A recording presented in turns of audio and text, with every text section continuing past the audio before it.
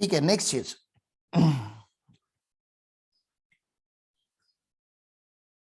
Do you believe in perfection my dear friend? क्या आप perfect हो? नहीं। नहीं। Obviously when you are not perfect, can you expect me to be perfect? क्या आप ऐसे एक्सपेक्ट Yes. करें ये तो सर है हमारी, इनको तो परफेक्ट लॉ आना चाहिए? हाँ, if you are not perfect then Yes. Can I be perfect? अरे नहीं नहीं, मुझे क्यों परफेक्ट एक्सपेक्ट कर रहे हो? हम दोनों में एक कॉमन चीज है कि हम दोनों ह्यूमन बीइंग है, और हम दोनों का एक फीचर क्या है पता है? Humans are bound to make mistake. याद रख लो, हम ह्यूमंस का एक कॉमन फीचर क्या है? Humans are bound to make mistake. हमसे गलतियां होंगी। बोलो, आप लोगों से गलतियां होती है कि नहीं? Do you make any mistakes in your life? छोटी बड़ी? Yes. रोज उठ के कुछ ना कुछ करते हो। आज सुबह से उठ के जब तक अपना लेक्चर चल रहा है तब तक मैंने नहीं बोल के 30-40 गलतियां की होंगी, सेंटेंस फ्रेमिंग में, ग्रामेटिकल एरर, कॉन्सेप्ट डिलीवरी में, हु नोज। ठीक है ना, गलतियां तो होती रहती है। इसका ये मतलब नहीं कि आप मुझे जज करते बैठो, मेरे ग्रामर को जज करते बैठो, मेरे अंडरस्टैंडिंग को जज करते बैठो। आपको अपने लेवल पे अंडरस्टैंड करना है, लॉ को पढ़ना है। अल्टीमेटली जो बुक में लिखा है वो इंपॉर्टेंट है। इनफैक्ट हमारे मॉडल्स में भी गलतियां होती है कि नहीं? हाँ, बहुत। खास करके सीएमए स्टूडेंट्स ने बहुत अच्छे से फील किया होगा कि मॉडल्स में भी बहुत सारी गलतियां हमें मिलती रहती है। तो आप इंस्टीट्यूट को गाली नहीं दे सकते, ठीक है ना? You can not abuse your institute कि उन्होंने में गलतियां की, तो आप परफेक्ट बुक बना के दिखा दो। अगर आप परफेक्ट बुक बना लोगे तो मैं मान लूंगा कि आप परफेक्ट हो, और आपका बुक इंस्टीट्यूट को मेल कर देना, इंस्टीट्यूट वो प्रिंट कर देगा, if you can make the perfect book. Perfect book, perfect question, perfect answer. नहीं सर, हमको करने के लिए उतना टाइम थोड़ी ना के। देखो, किसी की गलतियां सुधारने के लिए अगर आपके पास टाइम नहीं है तो आप उनकी गलतियों को जज भी मत करो। मुझे आपको एक पर्सनल लेसन देना है। चलो ठीक है। मेरे जो गुरु है उनसे मैंने एक चीज ये सीखी है कि आपको जब पता चलता है कि आपने रॉन्ग टर्न ले लिया और एक 4-5 किलोमीटर आपने जर्नी कर ली है, आपको जाना कहीं और था लेकिन आपने रॉन्ग टर्न ले लिया और आपने 4 to 5 किलोमीटर जर्नी कर ली है, तो आपको आइडियली क्या करना चाहिए? आप गलत रास्ते पे हो, आपको समझ में आ गया you are on wrong path, तो आपको क्या करना चाहिए? जल्दी बोलो ना। और अच्छा खासा डिस्टेंस भी आपने कवर किया है। यू टर्न मारना चाहिए। यू टर्न मारना चाहिए। कितनी अच्छी बात है ना, कितनी सिंपल सी बात है। तो जब भी आपको लाइफ में पता चलेगा कि आप गलत रास्ते पे हो, क्योंकि गलत रास्ते पे चल के टाइम हो चुका है, don't take support of that. आपको यू टर्न मारना ही पड़ेगा, भले ये 4-5 किलोमीटर हो या 40-50 किलोमीटर हो, क्योंकि आप अपने डेस्टिनेशन पे पहुंच ही नहीं पाओगे अगर आप रॉन्ग रॉन्ग पाथ पे अपनी जर्नी कंटिन्यू करते रहोगे। देखो, जब तक आप गलत रास्ते पे थे और आपको पता नहीं था कि आप गलत रास्ते पे हो, तब तक ये एक्सेप्टेबल था क्योंकि ये गलती थी। लेकिन जिस मोमेंट पे आपको रियलाइज हो गया no this is not my path, this is something wrong I am doing with my life, जिस मोमेंट पे आपको ये रियलाइज हुआ वहां से यू टर्न लेना बहुत जरूरी है। मैं आपको इस चीज से नहीं रोक रहा कि गलतियां मत करो, सब करेंगे। आप लोग अभी इस एज में हो जहां पे मिस्टेक होता ही है। इस एज में क्या, किसी भी एज में मिस्टेक होता है। कोई 60 साल का बुढ़ा होगा, उस वो नहीं बोल सकता कि अभी मैं गलती करना रुक गया हूं। Anybody who is a human being will make a mistake. Your parents will make mistake, your grandparents will make mistake, your teachers will make mistake. अरे भैया, सबसे गलतियां होती है, भगवान से खुद से गलतियां होती है, ठीक है ना? तो उसमें कौन सी बड़ी बात है? गलतियां होना इंपॉर्टेंट नहीं है, वो तो part and parcel of the life है। गलतियां का रियलाइजेशन होना इंपॉर्टेंट है, और रियलाइजेशन होने के बाद उसके ऊपर करेक्टिव एक्शन लेना इंपॉर्टेंट है। तो आप जब प्रोफेशनल बनना चाहते हो, आपने जब डिसाइड कर लिया कि you want to become a professional student, professionalism आपके लाइफ का इंटीग्रल पार्ट होना चाहिए, ठीक है ना? Every day you should wake up as a professional student and you should go to bed as a professional student. आपका पूरा दिन जो होना चाहिए वो डेडिकेटेड होना चाहिए स्टडीज के लिए, प्रिपरेशन के लिए, रीडिंग के लिए, क्योंकि अभी एग्जाम नजदीक आ रहा है। हाँ, आप पार्टीज कर सकते हो एक आध महीने में, एक दिन, या आराम कर सकते हो। अभी गणेशा फेस्टिवल कल से आ रहा है, you can celebrate Ganesha festival, लेकिन गणेशा यार हर साल आएगा, अटेम्प्ट हर साल नहीं आनी चाहिए ना। हेलो, गणेशा तो हर साल आएगा ना यार, गणेशा कहाँ जाएगा? राइट? गणेशा हर साल आएगा, दिवाली हर साल आएगी, होली हर साल आएगी, हर साल कोई ना कोई शादी करेगा, हर साल किसी ना किसी की डेथ होगी, ये चीजें चलती रहेगी। हमारी अटेम्प्ट हर साल नहीं आनी चाहिए। I want you to be completely focus on your attempt. गलतियां आप भी कर सकते हो, डिस्ट्रैक्शन आपके भी लाइफ में हो सकते हैं, लेकिन जिस जिस मोमेंट पे आपको रियलाइज होता है कि आप गलत कर रहे हो, please take a U turn and continue with your own path, भले कितना भी डिफिकल्ट हो पीछे आना। क्योंकि जब तक आप अपने करेक्ट पाथ को ज्वाइन नहीं करोगे तब तक आप अपने डेस्टिनेशन पे नहीं पहुंचोगे। थोड़ा लेट हो सकता है लेकिन पहुंचना जरूरी है, ठीक है। इतना बोलने के बाद मुझे आपको इतना बताना है कि मैं जब अपनी आर्टिकलशिप में था, मैंने ऐसी ऐसी गलतियां की है जो आप इमेजिन भी नहीं कर सकते, और मेरे पास इतना टाइम भी नहीं है आप लोगों के साथ शेयर करने के लिए, लेकिन बहुत गलतियां की है। इतनी गलतियां की है कि मेरे बॉस को मुझे ऑफिस के 3rd फ्लोर से नीचे फेंक देना चाहिए था, लेकिन मेरे बॉस ने नहीं फेंका मुझे। जो भी मेरी मिस्टेक्स थी उन्होंने मुझे हमेशा बताया कि इस तरीके से इसको करेक्ट किया जाता है। उसमें का एक कॉमन मिस्टेक हमसे होता है जब हमें नॉलेज नहीं होता। ऑब्वियसली जब मैंने इनकम टैक्स रिटर्न भरना चालू किया, जब मैंने सीपीटी भी पास नहीं किया था, सीए फाउंडेशन भी मेरा हुआ नहीं था, तब से मैं इनकम टैक्स रिटर्न भर रहा हूं, क्योंकि मैं अपने ऑफिस में पहले से ज्वाइन हुआ था, सीए फर्म थी वो। तो यार रिटर्न मुझको तो इनकम टैक्स का आई भी नहीं पता, और मेरे से अगर इनकम टैक्स भराओगे तो मैं तो गलतियां करने वाला हूं। तो मिस्टेक होने के बाद सर हमेशा बोलते थे 139.5 में जाके रिवाइज कर, 139.5 में जाके रिवाइज कर। मुझे नहीं पता था 139.5 तभी क्या है, सच बता रहा हूं आपको। मुझे खाली इतना पता था कि वो ड्रॉप डाउन एरो में से 139.5 सिलेक्ट करना है, ठीक है। तो 139.5 क्या होता है, 139.5 मौका देता है एसएससी को कि अगर आपके ओरिजिनल रिटर्न में अगर कोई मिस्टेक हुआ है, कोई ओमिशन हुआ है, मिस्टेक या ओमिशन, ठीक है ना, गलती हुई है, कुछ भूल चूक हुई है, तो आप क्या करो, उस रिटर्न को रिवाइज करो। आप बिलीव नहीं करोगे, मैंने जो रिवाइज रिटर्न भरा है मैंने उसमें भी मिस्टेक की है।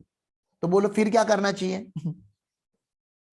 ओरिजिनल रिटर्न में गलती भरा तो 139 सबसेक्शन 5 में जाके रिवाइज रिटर्न भरो, लेकिन रिवाइज रिटर्न में गलती हो गई तो क्या करना चाहिए? अभी तो फेंक देना चाहिए खिड़की ओपन करके।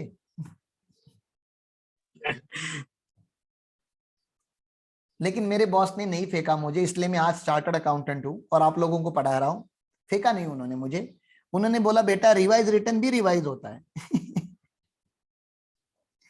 तो 139.5 में जो रिटर्न गया है ना, उसका फिर से 139.5 होता है। मुझे नहीं पता था तभी, जब मैं छोटा था, मैं तो डर गया था, मैं तो बोला आज मर ही जाऊंगा मैं, ठीक है ना।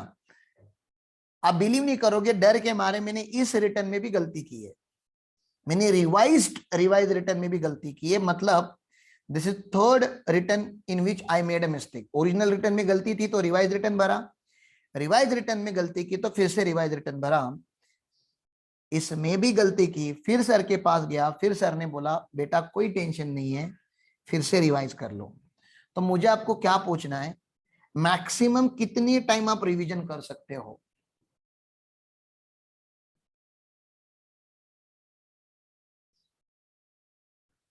मैक्सिमम कितनी टाइम्स आप रिवीजन कर सकते हो अपनी गलतियों को? बोलो ना, अपनी गलतियों को लाइफ में कितनी बार सुधार सकते हो? Infinite. जब जब गलती Infinite. करोगे तब तब सुधारते रहना, यही लाइफ है। जब जब मिस्टेक होगी, मिस्टेक कितनी बार होगी हमें नहीं पता, तो जितनी बार मिस्टेक होगी उतनी बार रिवाइज करना। लेकिन अगर आपने आज किसी को हर्ट किया है, मुझे बताओ, आज आपने किसी को हर्ट किया है, किसी को दुखाया है, आप उसको आज सॉरी बोलोगे तो ज्यादा इफेक्टिव होता है ना। अरे बेचारे का एक दिन तो सुकून से निकलेगा, रात तो खराब नहीं होगी, दिन Yes. तो खराब कर ही दिया आप लोगों ने। चलो आज की रात जाने दो, आज उसको पनिशमेंट मिलने दो, कल तो सॉरी बोलना चाहिए।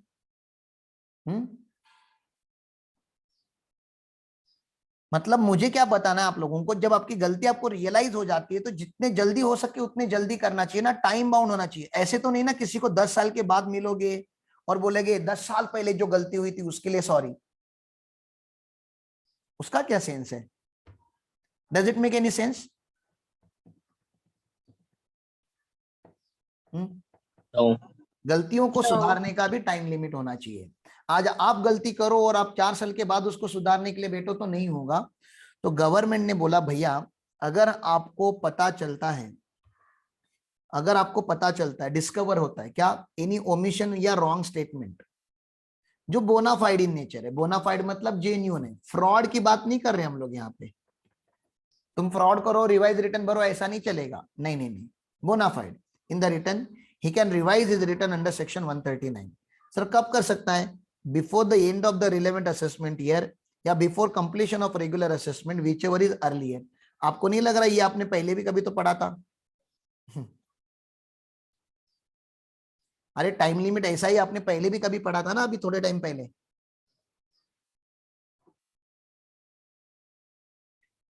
And of the relevant assessment year या before completion of the assessment which is earlier, ऐसा टाइम लिमिट अपने अभी थोड़े टाइम पहले भी तो पढ़ा था।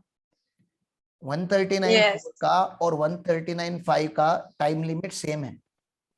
बिलेटेड रिटर्न का और रिवाइज रिटर्न का टाइम लिमिट सेम है। बोलो क्लियर है? Yes. हाँ Yes. सर जब मैं रिवाइज रिटर्न करता हूं तो इनकम टैक्स के पास मेरा ओरिजिनल रिटर्न भी रहता है क्या? तो डिपार्टमेंट कंपेयर करके ये ढूंढेगा कि सर मेरा ओरिजिनल रिटर्न में क्या गलती हुआ था और रिवाइज रिटर्न में इसने क्या ठीक किया? नहीं, ओरिजिनल रिटर्न रिप्लेस्ड हो जाता है सिस्टम में से जब आप रिवाइज रिटर्न भरते हो तो रिप्लेसमेंट ऑफ ओरिजिनल रिटर्न ये हो जाता है, ठीक है ना। ओरिजिनल रिटर्न रिवाइज मतलब पूरा का पूरा रिप्लेस कर जाता है। You can revise a revise return, ये भी मैंने बता दिया। रिवीजन ऑफ बिलेटेड रिटर्न भी पॉसिबल है, आपने बिलेटेड रिटर्न भरा होगा वो भी रिवाइज कर सकते हो। पहले एक जमाने में नहीं होता था लेकिन अभी हो सकता है। सर लॉस रिटर्न भी रिवाइज हो सकता है, लेकिन return file under 142(1) income tax की नोटिस आती है, नोटिस के अगेंस्ट अगर आपने रिटर्न भरा हुआ तो वो रिवाइज नहीं होता, वो जाने दो। इसके ऊपर एक छोटा सा क्वेश्चन होना चाहिए हमारे बुक में। यहाँ पे एक क्विक रिकैप दिया है, जितना भी मैंने आपको अभी तक पढ़ा है उसका सबका एक क्विक रिकैप यहाँ पे है, देख लेना अगर आपको देखना है तो। Explain with a brief reason whether the return of income can be revised under section 139(5) in the following cases. बोलो बिलेटेड रिटर्न रिवाइज हो सकता है क्या? जो लेट भरा है उसका रिवीजन पॉसिबल है? अरे बोलो यस नो। हाँ ये भी yes yes yes yes sir revise return revise हो सकता है क्या? पहले से रिवाइज करके रखा है उसको फिर से रिवाइज किया जा सकता है क्या? यस किया जा सकता है। हाँ सर इसको भी रिवाइज किया जा सकता है। सर लॉस रिटर्न को रिवाइज किया जा सकता है क्या? हाँ किया जा हाँ. सकता है। लॉस रिटर्न को भी रिवाइज किया जा सकता है, कोई प्रॉब्लम नहीं है सर, आप इनको रिवाइज करते रहो, कोई इश्यू नहीं है, ठीक है। फिर ये सब छोटे मोटे सेक्शन है जिसको मैं ज्यादा डिटेल में नहीं बोलना चाहता। सर आपकी गलती आपने अगर आइडेंटिफाई की तो आप रिवाइज रिटर्न भरोगे, बरोबर? हाँ गलती आपने अगर रिकॉग्नाइज की तो आपको रिवाइज रिटर्न भरना पड़ेगा। ऐसा भी तो हो सकता है कि आपकी गलती डिपार्टमेंट आइडेंटिफाई करे। बोलो, अरे आपने जब रिटर्न भरा तो डिपार्टमेंट आपकी गलती आइडेंटिफाई कर सकता है ना। हाँ मैंने Yes. अपनी पर्सनल लाइफ में एक रिटर्न भरा था जिसमें मैंने गलती की थी, मुझे कभी भूलने नहीं होता वो गलती, क्योंकि उसकी वजह से क्लाइंट को बहुत टॉर्चर हुआ था। मैंने पीजीबीपी का कैलकुलेशन किया था और पीजीबीपी के कैलकुलेशन में इंटरेस्ट ऑन एफडी उसकी पीएनएल में क्रेडिटेड था।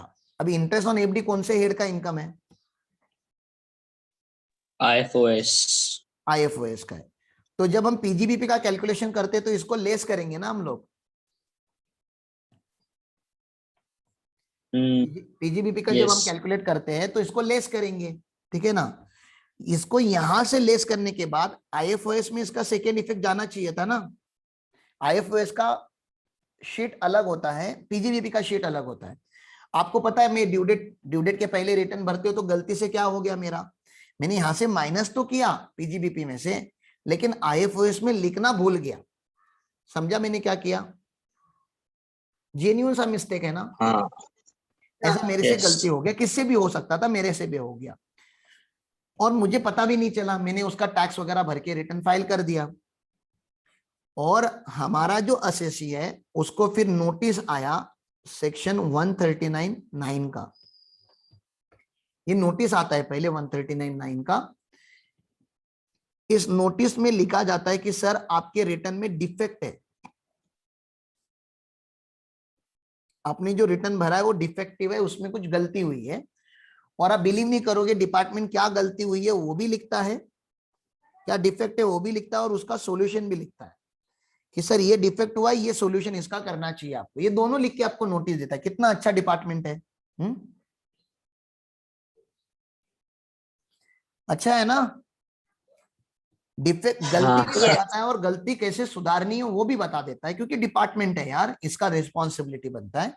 और आपको 15 डेज का टाइम दिया जाता है नोटिस आने के बाद कि 15 डेज में इसको रिटर्न को रिवाइज करो। अब ये मेरा जो असिस्टेंट था, ये नालायक असिस्टेंट था, इसको लगा इसने, इसको क्या सेक्शन का नॉलेज थोड़ी ना, क्या असिस्टेंट बिजनेसमैन है, उसको थोड़ी ना क्या मैकेनिकल बंदा है वो। अब मैकेनिकल्स को या थोड़ी ना क्या सेक्शन का नॉलेज होता है। उसने देखा इनकम टैक्स से कुछ ईमेल आ रहा है, इग्नोर कर दिया, ठीक है ना, 15 डेज में रिप्लाई नहीं दिया। फिर 15 डेज का और एक नोटिस आया, फिर से इग्नोर किया। फिर 15 डेज का एक नोटिस आया, फिर इग्नोर किया। फिर एक वार्निंग लेटर आया, ऐसा कुछ तो लिख कर आता है, वेरी इंपॉर्टेंट वगैरह, ऐसा वार्निंग लेटर आया, तो उसने मुझे फॉरवर्ड किया। हाँ, मतलब डिपार्टमेंट ने एक नहीं, दो नहीं, उसको 3 मौके दिए थे रेक्टिफाई करने के। और जब तक उसने मुझे ये वार्निंग वाला सबमिट किया, तब तक वो जो लास्ट वार्निंग रिटर्न था ना, लास्ट वार्निंग दिया था डिपार्टमेंट ने कि अगर अभी आपने डिफेक्ट को ठीक नहीं किया तो आपके रिटर्न को डिफेक्टिव रिटर्न डिक्लेयर किया जाएगा, और defective return is equal to invalid return. Return के ऊपर लिखकर आता है इनवैलिड करके, ठीक है ना, invalid return and invalid return is equal to no ROI. ऐसे माना जाता है कि आपने रिटर्न भरा ही नहीं, ठीक है। तो फिर मुझे इनकम टैक्स डिपार्टमेंट, अभी तो फिजिकल था सब कुछ, तो मैं गया इनकम टैक्स डिपार्टमेंट में, ऑफिसर को मिला, रिक्वेस्ट किया, बताया, असिस्टेंट अनपढ़ गवाह है, बताया, बहुत रिक्वेस्ट किया, 2-3 बार जाना पड़ा, तब जाके डिपार्टमेंट ने वो रिटर्न एक्सेप्ट किया था। तो 15 डेज का टाइम मिलता है आपको। Under this section AO has power to call upon assessee to rectify the defective return. Department को पता चलता है तो सर अगर आपने डिफेक्टिव रिटर्न 15 डेज में किया तो अच्छी बात है, नहीं तो एक्सटेंडेड पीरियड में करना पड़ेगा आपको। सर एक्सटेंडेड पीरियड में भी नहीं किया तो सर, तो आपके रिटर्न को इनवैलिड रिटर्न ऐसा ऐसा लिख के आता है, ऐसा वाटरमार्क लगता है, पता है ना आपको, हाँ। ऐसा वाटरमार्क लग जाता है रिटर्न के ऊपर। ऑनलाइन रिटर्न अगर आप डाउनलोड करोगे उसके ऊपर ऐसा वाटरमार्क प्रिंट हो जाता है इनवैलिड रिटर्न करके। तो वो सब बातें उन्होंने दी है यहाँ पे, इंसिडेंट दिए कि कौन से इंसिडेंट में ये डिफेक्टिव रिटर्न डिक्लेयर किया जाता है। इतना इंपॉर्टेंट नहीं है, मत पढ़ो इस सबको, फाइनल में आके पढ़ो, डिटेल में पढ़ेंगे, फाइनल में पढ़ेंगे। अभी जितना काम का है मैंने उतना बता दिया। ये देखो यहाँ पे, return is furnish without payment of self assessment tax, annexure या कॉलम आपने अच्छे से नहीं भरे हैं, ऐसा सब कुछ लिखा है उन्होंने। ये पहले होता था इतना सब, अभी ये सब पॉसिबल नहीं, क्योंकि अभी रिटर्न ऑनलाइन जाता है, आपको रिटर्न भरने ही नहीं देता अगर आपका कॉलम वगैरह कुछ मैच नहीं हो रहा है तो। इफेक्ट बताया, टाइम लिमिट बताया, कॉन्सिक्वेंस बताया हुआ है, ठीक है, चलो ठीक है। ये करंटली में उन्होंने बोला कि करंटली इतना सब पॉसिबल नहीं है, ऊपर लिखा बहुत कुछ है लेकिन सब प्रैक्टिकल नहीं है, प्रैक्टिकली अभी उतना प्रॉब्लम नहीं होता। ओके, नेक्स्ट कॉन्सेप्ट है वेरिफिकेशन ऑफ रिटर्न। आपको नहीं लग रहा जब रिटर्न भरते तो रिटर्न के नीचे साइन होना चाहिए, तभी तो वो वैलिड माना जाएगा ना कि मैंने रिटर्न भरा है। Hello, Yes. हाँ। तो इंडिविजुअल का रिटर्न साइन कौन करेगा? ऑब्वियसली जो आर्टिकल जो भर रहा है रिटर्न, हो तो साइन नहीं करेगा, तो इंडिविजुअल का रिटर्न इंडिविजुअल खुद साइन करेगा। लेकिन अभी ऑनलाइन के हम कंप्यूटर पे जाके थोड़ी ना क्या साइन करते हैं, ऑनलाइन साइन के जगह पे हम लोग आधार लिंक ओटीपी यूज करते हैं, बरोबर? अरे ओटीपी समझता है ना, आधार के मोबाइल पे आपका आधार लिंक जो नंबर होता है उसके ऊपर ओटीपी आता है, ओटीपी डाल दे तो साइन करने जैसा ही होता है। या तो आपका डीएससी होगा, अगर डिजिटल सिग्नेचर होगा तो डिजिटल सिग्नेचर से हम डिजिटल सिग्नेचर सर्टिफिकेट से हम साइन कर सकते हैं। तो इंडिविजुअल का रिटर्न इंडिविजुअल खुद करेगा।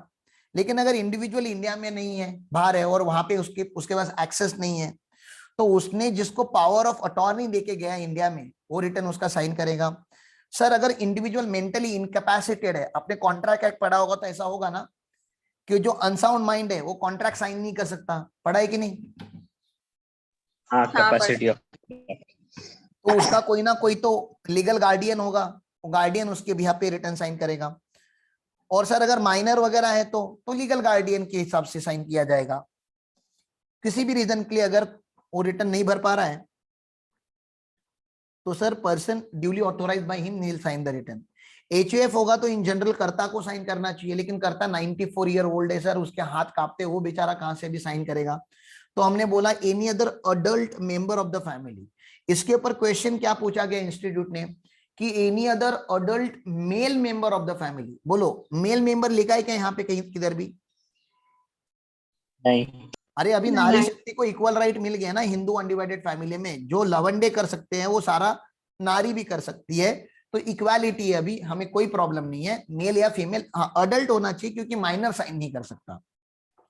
फर्म होगा तो मैनेजिंग पार्टनर करना चाहिए। मैनेजिंग पार्टनर अगर इंडिया में नहीं है या कुछ रीजन की वजह से मैनेजिंग पार्टनर साइन नहीं कर पा रहा है तो any other adult partner, minor partner sign नहीं कर सकता, ठीक है ना। एलएलपी होगा तो डेजिग्नेटेड पार्टनर साइन करेगा, अगर डेजिग्नेटेड पार्टनर नहीं है तो एनी अदर पार्टनर या एनी अदर प्रिस्क्राइब पर्सन। वैसे अगर पॉलिटिकल पार्टी होगा तो चीफ एग्जीक्यूटिव ऑफिसर, ठीक है ना। लोकल अथॉरिटी होगा तो प्रिंसिपल ऑफिसर। कंपनी होगा तो मैनेजिंग डायरेक्टर। मैनेजिंग डायरेक्टर नहीं होगा कंपनी में तो एनी अदर डायरेक्टर या एनी अदर प्रिस्क्राइब पर्सन। अगर कंपनी आईबीसी में होगा, इंसॉल्वेंसी एंड बैंक्रप्सी कोड में होगा तो इंसॉल्वेंसी प्रोफेशनल्स। कंपनी अगर नॉन रेजिडेंट कंपनी होगा तो इंडिया में जिसके पास पावर अटॉर्नी है, पावर ऑफ अटॉर्नी है वो। कंपनी अगर वाइंडिंग अप में गया होगा तो लिक्विडेटर। गवर्नमेंट कंपनी होगा तो प्रिंसिपल ऑफिसर। ऐसे सब बातें की गई है कि कौन साइन करेगा, ये भी मेरा हो गया। साइन मतलब डिजिटल सिग्नेचर लगाना पड़ता है या आधार लिंक ओटीपी करना होता है। 10-10 हो रहा है, 10-20 को फिर से स्टार्ट करेंगे, चलेगा? 10 मिनट का ब्रेक लेके। ओके ओके चलो बाय बाय।